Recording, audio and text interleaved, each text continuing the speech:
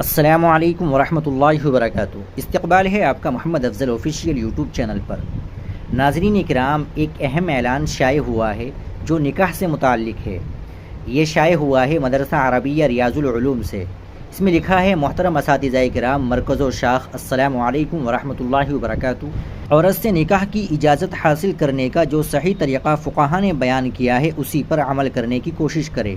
آج کل ہمارے یہاں نکاح میں ایک غلط رسم چل پڑی ہے کہ لڑکی کے اولیاء اجازت کے لیے نکاح خواں اور دیگر حضرات کو لڑکی کے پاس بھیجتے ہیں۔ یہ غلط ہے، جبکہ اجازت کا سب سے بہتر طریقہ حضرات فقہا نے یہ لکھا ہے کہ لڑکی کی والدہ یا دوسری معتبر عورتوں کے ذریعے لڑکی کا ولی اجازت حاصل کر کے نکاح خواں کو بتلا دے۔ اور آج کل اس کا دوسرا آسان طریقہ یہ بھی ہے کہ نکاح فارم پر لڑکی سے دستخط کروا لی جائے، تو اس سے بھی اجازت معلوم ہو جائے گی۔